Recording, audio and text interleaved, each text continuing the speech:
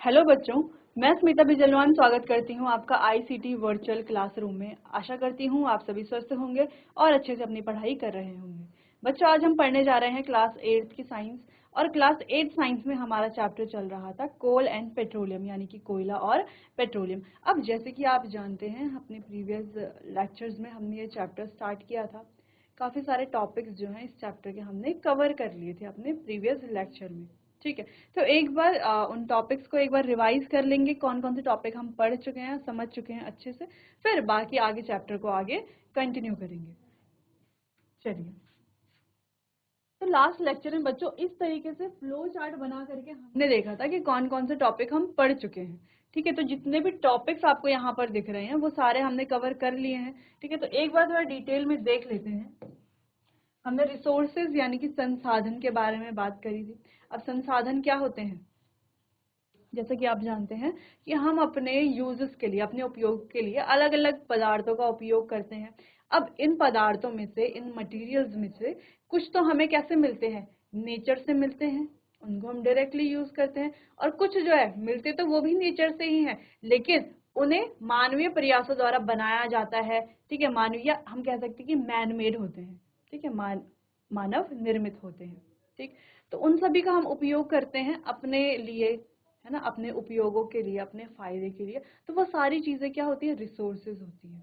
ठीक है, जैसे हम कहते हैं कि लकड़ी का हम उपयोग करते हैं, तो लकड़ी भी क्या है, एक रिसोर्स है। ठीक, इसके अलावा सूर्य का प्रकाश का हम इतना उपयोग करते हैं, तो वो भी क्या है, एक रिसोर्स है, यानी कि एक संसाधन है। उसके अलावा बात करें अगर हम जंगलों का हम उपयोग करते हैं, वहां से हमें बहुत सारी चीजें मिलती हैं जंगल से। ठीक, तो वो भी क्या है, एक प्रकार का रिसोर्स ही तो है। ठीक है, वहीं अगर हमें घर से स्कूल जाना होता है तो वहां हम किसका उपयोग करते हैं, सड़क का उपयोग करते हैं, व्हीकल, किसी वाहन का उपयोग करते हैं। तो वो सब भी क्या है, वो सब भी तो रिसोर्सेज है। लेकिन डिफरेंस क्या है दोनों रिसोर्सेज में, एक हमें नेचर से मिल रहा है, यानी कि प्रकृति से मिल रहा है, और दूसरा कहाँ से मिल रहा है, दूसरा बच्चों मानवीय प्रयासों द्वारा मिल रहा है, या हम कह सकते हैं कि वो मानव निर्मित है। तो इस तरीके से हमने कहा कि रिसोर्सेज हमारे पास, यानी कि संसाधन हमारे पास दो प्रकार के होते हैं। एक होते हैं मानव निर्मित और एक होते हैं प्राकृतिक। अब मानव निर्मित संसाधन जैसे जो भी हमारे व्हीकल्स होते हैं, सड़कें हैं, ठीक है, जो भी चीजें हम उपयोग करते हैं, जैसे टीवी है, टीवी का हम उपयोग करते हैं, एसी है, एसी का उपयोग करते हैं, ठीक है, पढ़ने के लिए बुक्स हैं, इतनी सारी चीजों का हम उपयोग करते हैं। तो ये सारे क्या है, रिसोर्सेज ही तो हैं। ठीक, और रिसोर्सेज, ये कैसे रिसोर्सेज है, मानव निर्मित। वहीं अगर हम बात करते हैं जैसे जल है, ठीक है, वन्य जीव है, इसके अलावा वन है, खनिज है, कोयला है, पेट्रोलियम है, प्राकृतिक गैस है। ठीक है, तो इन सभी का हम उपयोग करते हैं। तो ये सारे कहाँ से मिलते हैं हमें, डायरेक्टली नेचर से मिलते हैं। तो इन्हें क्या कहा जाता है, नेचुरल रिसोर्स, यानी कि प्राकृतिक संसाधन कहा जाता है। चलिए, ये बात तो थी संसाधन की, और प्राकृतिक संसाधन और मानव निर्मित संसाधन के। बस एक और रिलेशन हमें पढ़ना है कि जो मानव निर्मित संसाधन है, जिनकी अभी हमने बात की, तो ये जो मानव निर्मित संसाधन है बच्चों, ये बने किससे हैं, किससे बनते हैं। ये जो मानव निर्मित संसाधन है, ये बने हुए होते हैं प्राकृतिक संसाधनों से। तो ये मानव निर्मित है प्राकृतिक संसाधन ही, बने हुए है उससे। ठीक है, मानवों का प्रयास द्वारा, मानवों का प्रयास द्वारा। ठीक, चलिए, जैसे कि ये कॉपर है, तो ये कॉपर क्या है, एक प्रकार का प्राकृतिक संसाधन है। इससे देखो हमने मूर्तियां बनाई हैं, इससे हम क्या बनाते हैं, वायर्स बनाते हैं, ठीक, बहुत सारी चीजें बनाते हैं। तो वो क्या हो जाती है, मानव निर्मित आ जाती है। ठीक है, यानी कि मैनमेड के अंडर वो आ जाते हैं। चलिए, फिर हमने क्लासिफिकेशन की बात की थी। तो इनको दो पार्ट में डिवाइड किया गया है, किनको, प्राकृतिक संसाधनों को। मानव निर्मित संसाधन अब हम पढ़ चुके हैं, उतना ही हमें पढ़ना था। फिर प्राकृतिक संसाधनों को हमने दो पार्ट में डिवाइड किया। इसमें हमने कहा एक हमारे अक्षय प्राकृतिक संसाधन और एक समाप्त होने वाले प्राकृतिक संसाधन। तो इनको डिटेल में बच्चों डिस्कस तो हमने कर लिया था, एक बार इसको थोड़ा सा रिवाइज कर लेते हैं। अब सबसे पहले है अक्षय संसाधन, या हम कह सकते हैं कि अक्षय प्राकृतिक संसाधन। अब ये जो अक्षय संसाधन है या अक्षय प्राकृतिक संसाधन है, ये कैसे संसाधन है, ये हमें मिलते हैं असीमित मात्रा में। असीमित मात्रा यानी कि अनलिमिटेड क्वांटिटी। अब जब असीमित मात्रा में मिलते हैं तो इनका कितना भी उपयोग किया जाए ये कभी समाप्त नहीं होते। ठीक है, जैसे कि इनका नाम है असीमित, जिनकी कोई सीमा नहीं है। जैसे कि सूर्य का प्रकाश है, वायु है, तो असीमित मात्रा में हमें मिलती है, कितना भी उपयोग कर ले समाप्त नहीं होंगी। नेक्स्ट है हमारा समाप्त होने वाले संसाधन। अब नाम ही है समाप्त होने वाले संसाधन, यानी कि ये हमें कैसे मात्रा में मिलेंगे, सीमित मात्रा में, ठीक है, यानी कि लिमिटेड क्वांटिटी में। अगर हम इनका ज्यादा उपयोग करते हैं तो ये समाप्त हो सकते हैं, समाप्त हो जाते हैं। जैसे कि कोयला है, पेट्रोलियम है, खनिज है, वन्य जीव है, वन है, ठीक है, तो ये सारे ही क्या है हमारे पास समाप्त होने वाले प्राकृतिक संसाधन है। चलिए, तो 3-4 चीजें हम पढ़ चुके हैं, रिवाइज कर चुके हैं। चलिए, फिर हमने कहा था कि ये जो कोयला है, पेट्रोलियम है, इन्हें क्या कहा जाता है, फॉसिल फ्यूल, यानी कि जीवाश्म ईंधन भी कहा जाता है। क्यों कहा जाता है बच्चों जीवाश्म ईंधन? क्योंकि ये हमें मृत वनस्पति के अवशेषों से मिलते हैं। कैसे मिलते हैं? मृत वनस्पति के अवशेषों से मिलकर के बनते हैं। अब ये कैसे बनते हैं, ये बच्चों जब हमने स्टोरी ऑफ कोल पढ़ी थी, कोयले की कहानी पढ़ी थी, तो वहां पर हमने इसको अच्छे से डिटेल में डिस्कस किया था। ठीक, चलिए, तो कोयले के कुछ इंपॉर्टेंट पॉइंट्स पढ़ लेते हैं कि भोजन पकाने के लिए इसका उपयोग किया जाता है। सबसे पहले अगर हम इसके अपीयरेंस की बात करें तो कैसा है, देखो हार्ड है, यानी कि कठोर है, पत्थर जैसा। उसके अलावा रंग में कैसा है, काले रंग का है। फिर बात की थी हमने कि इसको ईंधन के रूप में उपयोग किया जाता है अनेक जगहों पर, जैसे थर्मल पावर स्टेशन में, ठीक है, और रेलवे इंजन में, भोजन पकाने के लिए, और उद्योगों में, बड़ी बड़ी इंडस्ट्रीज में इसको यूज किया जाता है फ्यूल के रूप में, यानी कि ईंधन के रूप में। फिर हमने पढ़ लिया था कि कोयले के उत्पाद क्या है, कोयले से बनते क्या क्या है। तो देखो, ये कोयले से हमें ये उत्पाद मिलते हैं। अगर हम एक ठोस उत्पाद की बात करते हैं तो वो होता है कोक। अगर हम एक द्रव उत्पाद की बात करते हैं तो वो है कोल tar। अगर हम एक गैसीय उत्पाद की बात करते हैं तो वो है कोल गैस। ठीक है, तो कोयले की प्रोसेसिंग द्वारा ये चीजें हमें, ये उत्पाद हमें प्राप्त होते हैं। अब कोयले की प्रोसेसिंग कहाँ की जाती है बच्चों? कोयले की प्रोसेसिंग की जाती है कोल प्रोसेसिंग प्लांट्स में। ठीक है, कोल प्रोसेसिंग प्लांट्स में इसकी प्रोसेसिंग की जाती है, जिससे हमें की कोयले से अलग अलग उत्पाद प्राप्त होते हैं। नेक्स्ट, फिर हमने कोयले की स्टोरी पढ़ ली थी, अच्छे से समझ ली थी, ठीक है, कि स्टोरी क्या है। नेक्स्ट हमने बात की थी कि कोयले की जो प्रोसेस है, जिससे क्या बन रहा है, जिस प्रोसेस में मृत वनस्पति से कोयला बन रहा है, उसे क्या कहा जाता है? कार्बनीकरण कहा जाता है। चलिए, फिर हमने कोल माइन भी देख ली थी। फिर हमने कोयले के कुछ इंपॉर्टेंट पॉइंट्स की बात की थी कि कोयले को फॉसिल फ्यूल क्यों कहा जा रहा है, क्योंकि मृत वनस्पति से मिलकर के ये बनते है ना, मृत वनस्पति के अवशेषों से ये बन रहे हैं, इसीलिए इसे क्या कहा जाता है? फॉसिल फ्यूल कहा जा रहा है। तो यानी कि बेसिकली अगर हम कहें तो कोयला किससे बन रहा है? मृत वनस्पति से बन रहा है। दूसरी चीज, कोयले को जब हम वायु में जलाते हैं तो क्या निकलता है? कार्बन डाइऑक्साइड निकलती है, ठीक है, कार्बन डाइऑक्साइड गैस प्रोड्यूस होती है। तो ऐसा क्यों? क्योंकि कोयले में बच्चों मुख्यतः क्या होता है, कोयला बनता किससे? कार्बन से बनता है। इसीलिए कोयले को जब हम जलाते हैं तो कार्बन डाइऑक्साइड गैस वहां से बाहर निकलती है। ठीक है, चलिए, ये भी हमने पढ़ लिया था। फिर कोक के बारे में पढ़ लिया था। ये कार्बन का क्या होता है? लगभग शुद्ध रूप होता है। ठीक है, तो इसका उपयोग किया जाता है धातुओं के निष्कर्षण में और इस्पात के निर्माण के लिए इसका उपयोग किया जाता है। नेक्स्ट बात करते हैं कोल tar की। तो हमने कहा था ये काला, तेलिया, सॉरी, ये क्या है? काला है, गाढ़ा है और तरल पदार्थ है, जिसकी क्या है? अप्रिय गंध होती है। ये लगभग 200 पदार्थों का मिश्रण होता है, ये इसकी इंपॉर्टेंट लाइन है। ठीक है, तो इसका उपयोग जो है रंगों में, दवाओं में, पेंट में या इत्र आदि में इसका उपयोग किया जाता है। ठीक है, चलिए, फिर बात करते हैं कोल गैस की। तो कोयले की जब प्रोसेसिंग की जाती है, कोयले की प्रोसेसिंग से जब कोक बनता है बच्चों, तो उसी दौरान कोल गैस हमें मिलती है। और ये कोल गैस जो है कहाँ? कोल प्रोसेसिंग प्लांट से कहाँ पर? उसके जो आसपास जो उद्योग होते हैं वहां पर यूज की जाती है फ्यूल के रूप में। ठीक है, कोल प्रोसेसिंग प्लांट यानी कि कोयला प्रसंस्करण संयंत्रों के पास जो स्थित उद्योग होते हैं, इंडस्ट्रीज होती है, उनमें ये ईंधन के रूप में उपयोग इसका किया जाता है। किसका? कोयला गैस का। ठीक है, चलिए, ये भी हमने डिस्कस कर लिया था। बात करते हैं पेट्रोलियम की। पेट्रोलियम को हम डिस्कस कर चुके थे। पेट्रोलियम का फॉर्मेशन कैसे होता है, ठीक है, वो हमने पढ़ लिया था। और जब पेट्रोलियम बनता है तो साथ ही पेट्रोलियम और नेचुरल गैस यानी कि प्राकृतिक गैस भी हमें मिलती है। अब पेट्रोलियम जो है उससे हमें कई उत्पाद मिलते हैं, लेकिन उन उत्पादों को कैसे हम बनाते हैं, वो उत्पाद हमें कैसे मिलते हैं? पेट्रोलियम की रिफाइनिंग की जाती है। ठीक है, कहाँ की जाती है? पेट्रोलियम परिष्करणी में।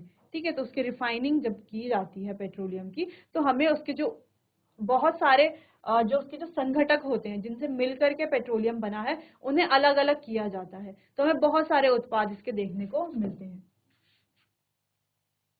जैसे कि पेट्रोलियम गैस, पेट्रोल, डीजल, ठीक है, ल्यूब्रिकेटिंग ऑयल, पैराफिन वैक्स। तो इस तरीके से हमें अलग अलग क्या देखने को मिलते हैं, इसके अलग अलग उत्पाद देखने को मिलते हैं। पेट्रोल को काला सोना भी कहा जाता है, ये हमने डिस्कस कर लिया था क्यों कहा जाता है।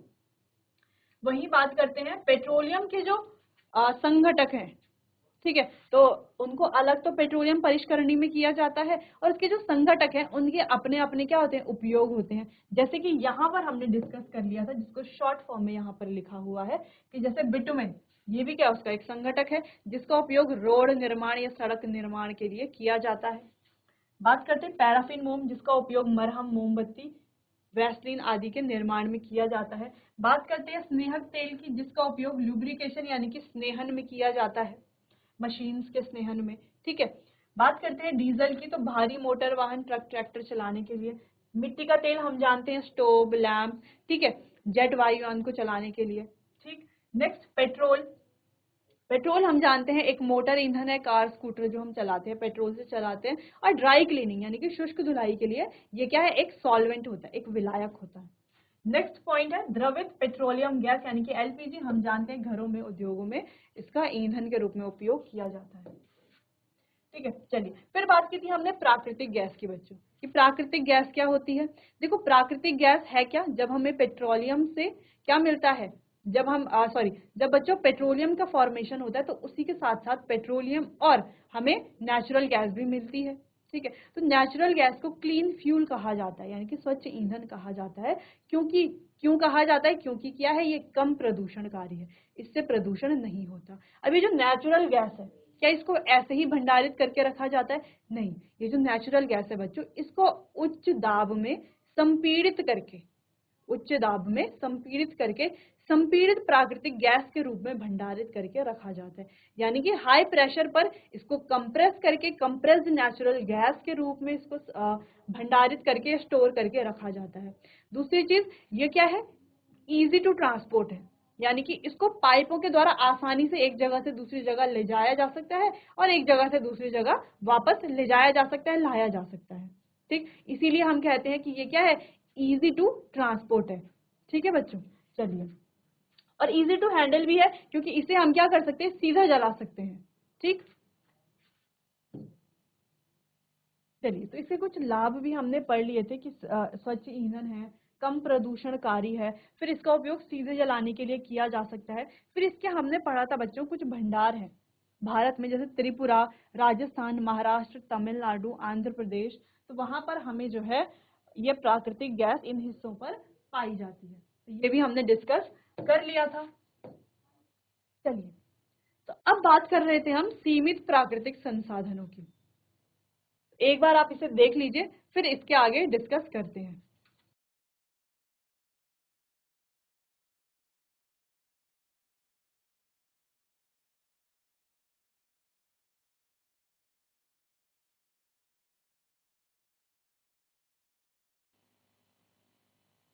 चलिए, तो बात करते हैं कुछ प्राकृतिक संसाधन सीमित है।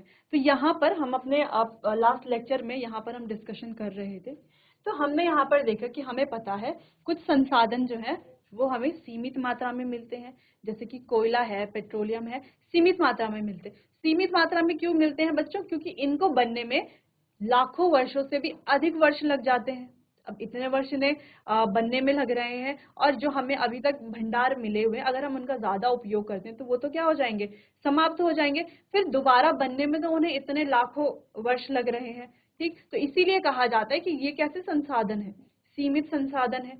ठीक, अब दूसरी चीज, इन संसाधनों की वजह से क्या होता है, बहुत ज्यादा प्रदूषण हो रहा है। ठीक है, क्योंकि जब हम इन्हें जलाते हैं तो बहुत सारी गैसेस निकलती हैं, प्रदूषण होता है, वायु प्रदूषण होता है। अब इस वायु प्रदूषण के कारण हो रही है ग्लोबल वार्मिंग, जिसे कहा जाता है बच्चों विश्व उष्णन। ठीक है, विश्व उष्णन यानी कि ग्लोबल वार्मिंग। अब ये ग्लोबल वार्मिंग होती क्या है, यहाँ पर ग्लोबल वार्मिंग का मतलब है कि जो जब हमारी पृथ्वी है, जब उसका टेम्परेचर बढ़ने लगता है, ठीक है, टेम्परेचर बढ़ने लगता है तो उसी को ग्लोबल वार्मिंग कहा जाता है। ये ग्लोबल वार्मिंग होता किसके कारण है? गैसेस के कारण, जिन्हें ग्रीन हाउस गैसेस भी कहा जाता है। तो ये जो गैसेस होती हैं, ठीक है, इनकी वजह से ग्लोबल वार्मिंग होती है, यानी कि पृथ्वी का जो है तापमान बढ़ता है, टेम्परेचर इंक्रीज होता है। ठीक, अब दूसरी चीज ये है कि एक तो ये संसाधन हमारे पास सीमित मात्रा में है, ठीक है, दूसरा अगर हम इनका उपयोग करते हैं, पहला पॉइंट तो यह है कि सीमित मात्रा में है, दूसरा पॉइंट है कि अगर हम इनका उपयोग करते हैं तो प्रदूषण बहुत ज्यादा होता है, जिस वजह से ग्लोबल वार्मिंग भी होगी। ठीक, और दूसरी चीज ग्लोबल वार्मिंग भी होगी और ये खत्म भी हो जाएंगे, समाप्त भी हो जाएंगे। तो इसीलिए हमें क्या करना है, हमें क्या करना है, जो ये संसाधन है जो हमें सीमित मात्रा में मिले हैं, इनका कम से कम उपयोग करना है। ठीक है, कम उपयोग करना है। अब कम उपयोग करने से क्या होगा, एक पहला पॉइंट तो ये है, अगर हम कम उपयोग करते हैं तो हम इसे जो है आगे के लिए इसको बचा सकते हैं। ठीक, ताकि ईंधनों की उपलब्धता लंबे समय तक होगी।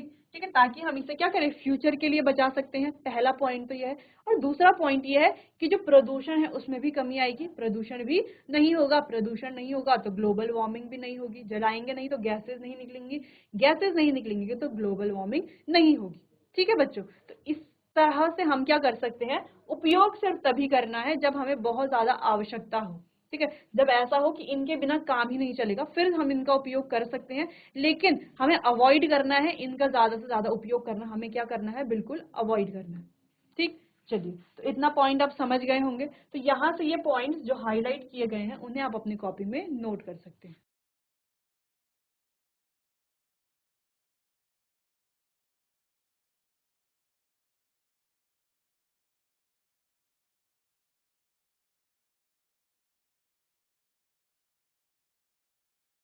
चलिए,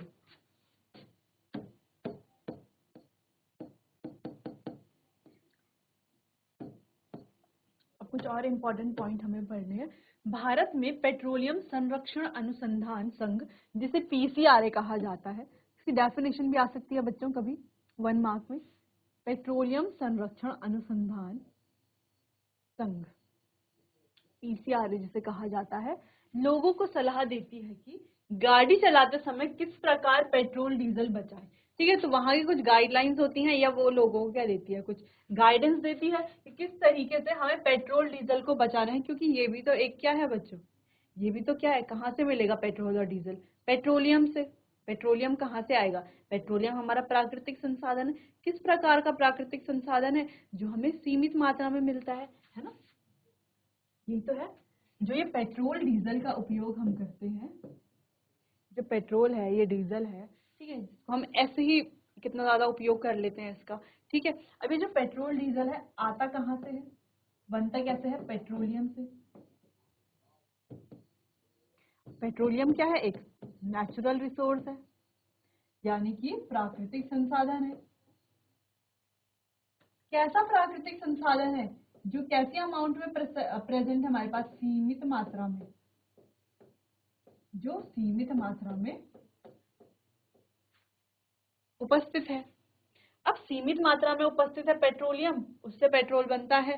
ठीक है, तो ज्यादा अगर उपयोग करेंगे तो ज्यादा पेट्रोलियम खर्च होगा, ज्यादा नेचुरल रिसोर्स खर्च होगा, जो कि सीमित मात्रा में है।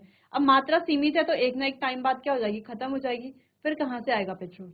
ठीक है, चलिए, तो इसीलिए पीसीआरए द्वारा कुछ गाइडलाइंस दी गई हैं गाड़ी चलाने के लिए, जिससे कि हम पेट्रोल और डीजल को बचा सकते हैं, उसकी बचत कर सकते हैं। तो ये पॉइंट्स क्या है कि जहां तक संभव हो गाड़ी समान और मध्यम गति से चलाएं। ठीक है, जहां तक संभव हो गाड़ी समान और मध्यम गति से चलाएं, पहला पॉइंट।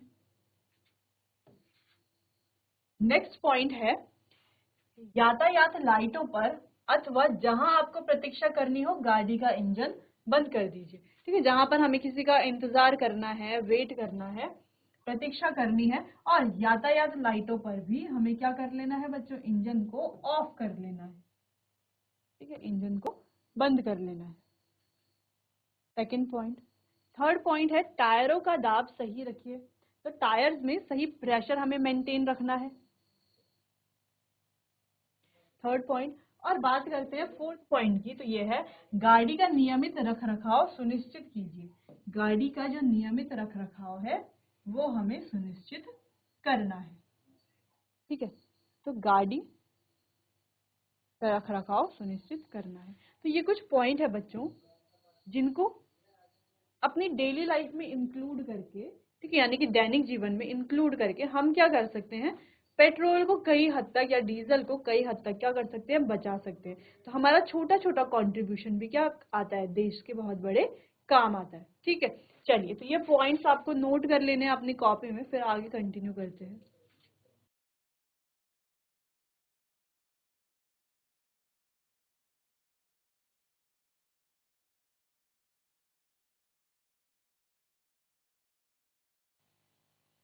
चलिए आगे बढ़ते हैं।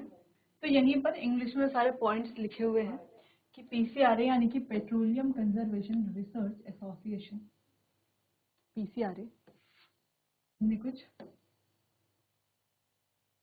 एडवाइजेस दी हैं, गाइडलाइंस नहीं कह सकते, हम कह सकते हैं कि एडवाइजेस दी हैं। ठीक है, कुछ एडवाइस दी हैं लोगों को कैसे पेट्रोल और डीजल जो है सेव किया जाए जब हम गाड़ी चला रहे हैं उस दौरान। सबसे पहले कांस्टेंट और मॉडरेट स्पीड पर गाड़ी चलानी है।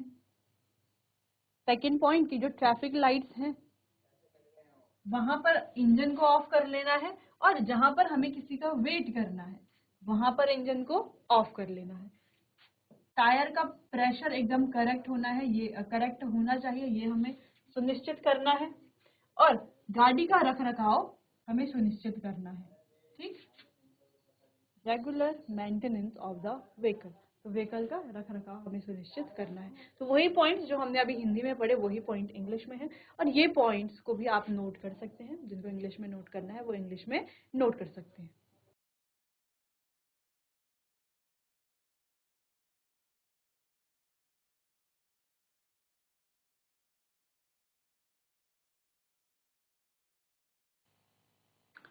चलिए बच्चों, और इसी के साथ यहाँ पर होता है हमारा चैप्टर खत्म। तो इस चैप्टर में बहुत सारे टॉपिक्स हमने डिस्कस किए, काफ़ी बड़ा ये चैप्टर था। ठीक है, काफ़ी सारे टॉपिक्स थे इसमें जो कि बहुत इंपॉर्टेंट थे एग्जाम पॉइंट ऑफ व्यू से भी और वैसे भी, क्योंकि अगर आप आगे फिर क्लासेस में जाते हैं तो प्रीवियस नॉलेज आपको होना चाहिए। ठीक, चलिए, तो एक बार जरा देख लेते हैं कौन कौन से टॉपिक हमने इस चैप्टर में पढ़े।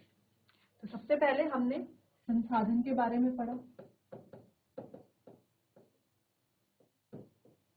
इसके दो प्रकार हैं, इसके दो प्रकारों के बारे में पढ़ा। एक होते हैं प्राकृतिक, एक होते हैं मानव निर्मित। ठीक है, दो संसाधन। पर प्राकृतिक के भी हमने दो चीजें पढ़ी, एक अक्षय प्राकृतिक और एक समाप्त होने वाले संसाधन। फिर हमने बच्चों जो हमारे समाप्त होने वाले संसाधन हैं उनमें भी क्या पढ़ा, कोल के बारे में और पेट्रोलियम के बारे में। कोल के बारे में इसके तीन पार्ट्स हमने पढ़े, कोक, कोल tar और कोल गैस। ठीक है, यहाँ पर पेट्रोलियम से हमने पढ़ा पेट्रोल, नेचुरल गैस। चलो, समाप्त होने में हमने एक और पढ़ा था बच्चों, पेट्रोलियम, और एक और है वो क्या है, नेचुरल गैस। ठीक, ये सारे पॉइंट्स हमने पढ़े। उसके अलावा हमने कोल की स्टोरी के बारे में पढ़ा, साथ ही पेट्रोलियम की स्टोरी के बारे में पढ़ा।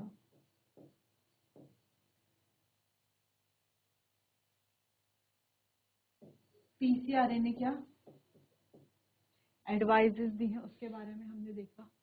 ठीक, साथ ही हमने पढ़ा कि जो नेचुरल गैस है ये क्लीन फ्यूल क्यों है और इसके क्या क्या कैरेक्टरिस्टिक्स हैं। तो इस चैप्टर में इतने सारे टॉपिक्स को हमने कवर किया है।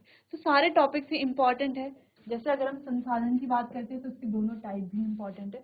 तो सारे ही टॉपिक लगभग इस चैप्टर के इम्पोर्टेंट है।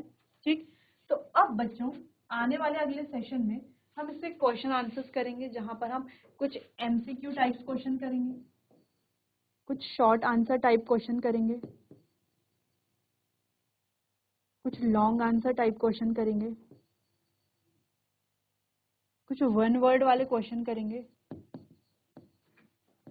ठीक, तो इस तरीके से अलग अलग क्वेश्चन देखेंगे हम सारे टॉपिक से मिल करके।